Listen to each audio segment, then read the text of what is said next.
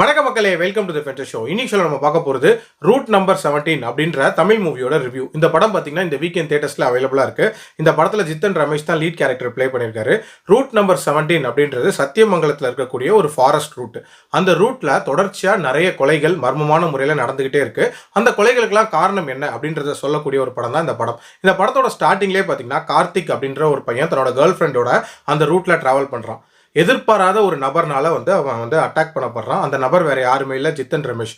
பல வருஷமா அந்த காட்டுக்குள்ளேயே தான் இருக்காரு. அண்ட் ஆல்சோ தொடர்ச்சியா நிறைய கொலைகளும் பண்ணியிருக்காரு. எதுக்காக அந்த கொலைகள்லாம் பண்ணாரு, ஏன் அந்த காட்டுக்குள்ள இருக்காரு, இவங்க ரெண்டு பேரும் எதுக்கு அட்டாக் பண்றாரு அப்படின்ற மாதிரி நிறைய விஷயங்களை சொல்லக்கூடிய ஒரு படம் தான் இந்த படம். பாசிட்டிவ்ஸை பொறுத்த வரைக்கும் எனக்கு இந்த படத்தோட முக்கியமான பாசிட்டிவா படுறது இந்த படத்தோட ஸ்டார்ட் அப்படின்னே சொல்லுவேன். இந்த படம் ஸ்டார்ட் ஆன விதம் கிட்டத்தட்ட ராங் டர்ன் சீரிஸ் படங்கள்லாம் எப்படி ஸ்டார்ட் ஆகுமோ அந்த மாதிரியான ஒரு ஸ்டைலில் ஸ்டார்ட் ஆச்சு. கிட்டத்தட்ட நிறைய சீக்வன்சஸ் ரொம்ப சிமிலரா ஸ்டார்டிங்ல அமைச்சிருந்தாங்க அப்படின்னே சொல்லலாம். அதுக்கேற்ற மாதிரி இதோட வில்லன் கேரக்டரான நம்ம ஜித்தன் ரமேஷை காட்டின விதம் அப்படின்றதுமே பயங்கர டெரரா ஸ்டார்டிங்ல காட்டியிருப்பாரு. யார் இவரு, எதுக்காக இங்க இருக்காரு, என்ன பண்ண போறாரு அப்படின்ற மாதிரியான ஒரு எக்ஸைட்மெண்ட்டை தூண்டுற மாதிரி தான் இருந்துச்சு.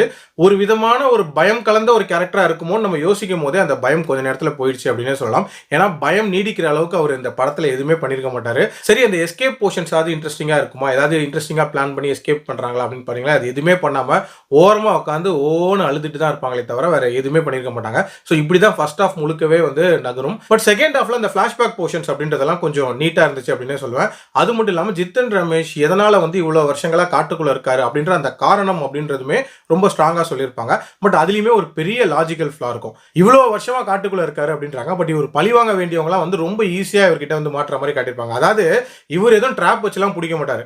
அவங்களாம் ஒண்ணுக்கு வருது அப்படின்றதுக்காக வண்டியை நிப்பாட்டிட்டு இறங்கி வரும்போது இவர் கொலை பண்றாரு அப்படின்ற மாதிரியான விஷயங்களா தான் இருக்கும். ஸோ இதெல்லாம் இன்னும் கொஞ்சம் ப்ராப்பரா எழுதியிருக்கலாம் அப்படின்றது என்னோட ஒப்பீனியன். ஆல்சோ இதுல வரக்கூடிய இன்வெஸ்டிகேஷன் போர்ஷன் அப்படின்றதுமே ரொம்ப ஸ்பெஷலாலாம் இருக்காது, ரொம்ப ரொட்டீனா இருக்கும். இன்ஃபேக்ட் ரொம்ப ப்ரெடிக்டபிளா இருந்துச்சு அப்படின்னு நான் சொல்லுவேன். ஆக்சுவலா இதுல ஒரு பியர் கேனை காட்டுவாங்க.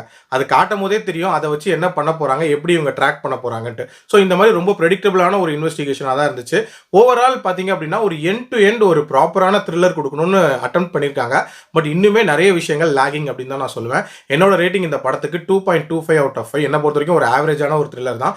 டைம் இருந்தால் வேணா ட்ரை பண்ணி பாருங்க. பட் இதில் அடல்ட் கண்டென்ட் அப்படின்றது இருக்கு. டியூரேஷன் பார்த்தீங்கன்னா 1 hour 50 minutes தான். ஸோ சீக்கிரமாகவே பார்த்து முடிச்சிடலாம். மீண்டும் அடுத்த விமர்சனத்தில் சந்திக்கிறேன். நன்றி, வணக்கம்.